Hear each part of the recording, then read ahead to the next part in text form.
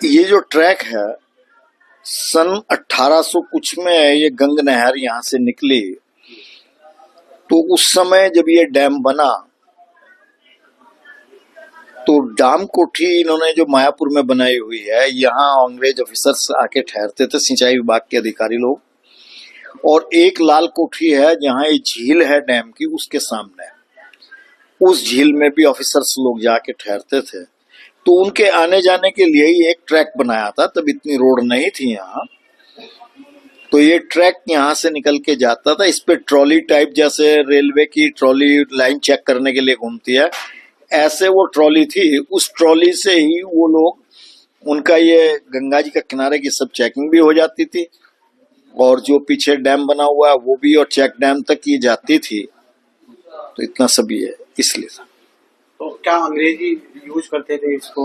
हाँ, English time में तो अंग्रेजी करते थे। उसके बाद देश की आजादी के बाद हमारे यहाँ के सिंचाई विभाग के ऑफिसर्स ने भी किया।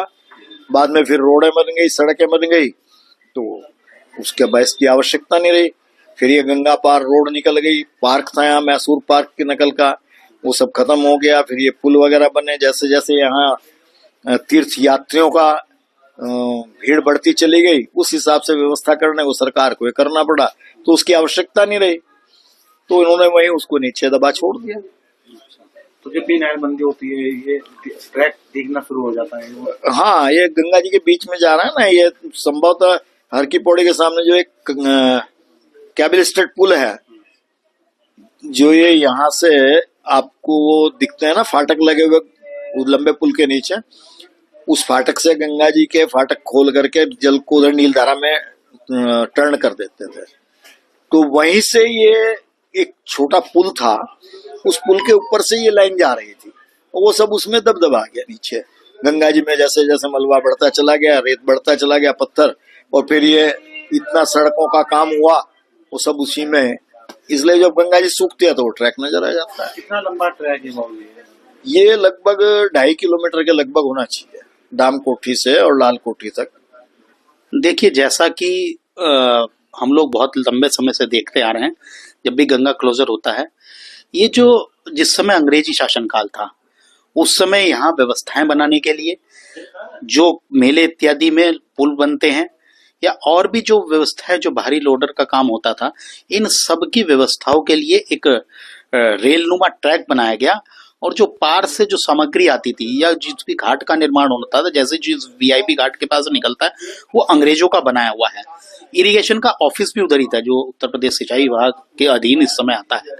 वो उसी समय से, अंग्रेजों के शासनकाल से ये ट्रैक बना हुआ है, जो कि जब गंगा क्लोजर होता है तो लोग आश्चर्य मानते हैं, जबकि ये वो रेल लाइन नहीं है जिसको लोग सोचते हैं कि यहाँ से रेल का आवागमन था। अगर ये होती तो फिर आगे भी होती, क्योंकि हमारे यहाँ पहले से ये है कि गंगा के पार जो है कोई किसी भी प्रकार का रेल लाइन इत्यादि नहीं हो सकती, क्योंकि उससे निकलने वाला सीवेज फिर गंगा में गिरेगा।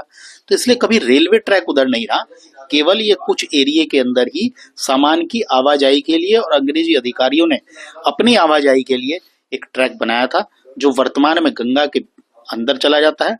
और जब गंगा का क्लोजर होता है तो उस समय दिखता है, वो आकर्षण का केंद्र बनता है। इससे ज्यादा इसमें कुछ नहीं है। कितना लंबा ट्रैक था ये, और कहां से कहां तक था, और क्या ये इस पे किस तरह आवागमन करते हैं? केवल वीआईपी घाट से, और जो जहां आज वर्तमान में दीनदयाल पार्किंग है, वहां तक का एक कुछ मीटर का ट्रैक है। केवल उसका उद्देश्य इतना ही था, क्योंकि उस जगह से आने जाने का दोनों गंगा पार एक पुल बहुत पुराने समय से बन, जिसको हम गऊ घाट का पुल कहते हैं, हाथी वाला पुल कहते हैं, केवल वहां तक आवागमन के लिए वो ट्रैक बना हुआ था। इससे ज्यादा उसका कोई लंबाई नहीं है, ना उसका आगे कहीं अस्तित्व है, ना पीछे कहीं अस्तित्व है। इसीलिए वो आकर्षण का है। और वहां पर रेल की सवारियां ये नहीं, केवल अंग्रेज लोग अपनी सुविधा के लिए, माल को लाने ले जाने के लिए, और इंजीनियर लोग अपनी व्यवस्था के लिए जाते थे। तो मैंने जैसे बताया, देश की आजादी से पहले का है, जो कर्नल काटले जिन्होंने इस नहर को निकाला था, उन्होंने इसको बनाया था, और उसी के माध्यम से सारी आवाजाही होती थी। और चूंकि उसका कोई प्रयोग नहीं है, उसका कोई यूज नहीं है, इसलिए वो सब चीजें, क्योंकि वर्तमान में बहुत चीजें डेवलप हो चुकी हैं, आराम से पुल बन चुके हैं, आवागमन की स्थिति ठीक हो चुकी है और नई नई टेक्नोलॉजी के हिसाब से पुलों को ले जाना क्रेन के माध्यम से, वर्तमान में भी हमारे जो कुंभ के समय में पुल बनते हैं वो सब सामान उधर होता है, उधर से इधर लाना, तो विभिन्न प्रकार की नई टेक्नोलॉजी यूज हो चुकी है। अब इन चीजों की कोई, केवल ये एक आकर्षण का केंद्र बन के रह गया है और इससे ज्यादा इसमें कुछ नहीं है। रेलवे ट्रैक नहीं कहेंगे इसको, हम ट्रैक तो जरूर कह सकते हैं, रेलवे से तो इसका कोई संबंध नहीं रहा है।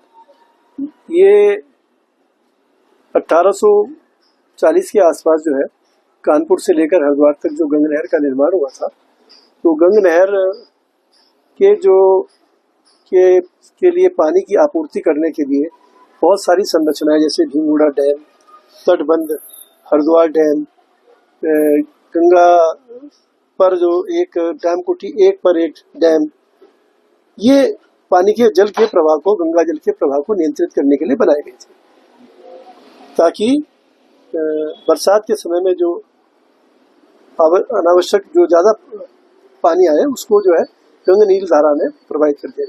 तो ये सब संरचनाएं बनाने के लिए जो उसकी आवश्यकताओं को देखते हुए, निर्माण सामग्री को की आपूर्ति को देखते हुए, भूपत वाला दूधिया बंद में सिंचाई विभाग के बड़े बड़े गोदाम थे, जिनमें सीमेंट, लोहा, सरिया, अन्य सामग्री रहती थी।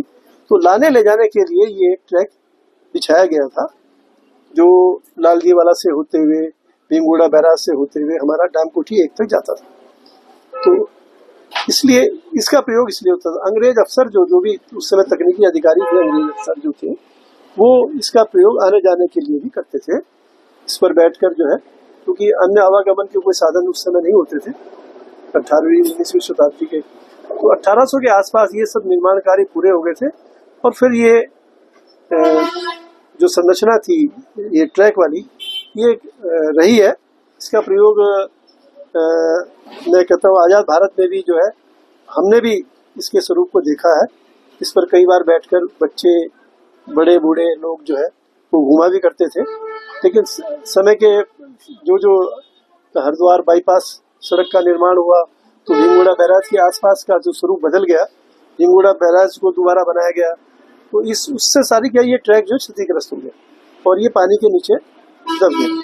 ये आज जो इस समय जो ये ट्रैक दिखाई दे रहा है, ये हरिद्वार डैम, हरिद्वार स्कैप चैनल को लिए पानी जाने के लिए, जल के प्रवाह को बाईपास करने के लिए, नीलधारा में निकालने के लिए ये एक हरिद्वार डैम बनाया गया है हर की बड़ी के ठीक सामने। वहीं ये इस समय ट्रैक दिखाई दे रहा है और ये ट्रैक जो है क्षतिग्रस्त अवस्था में है, उसकी पटरी उखड़ गई है। तो लेकिन इसको हम रेलवे लाइन का इस क्षेत्र से गुजरने का कोई प्रमाण नहीं मिलता।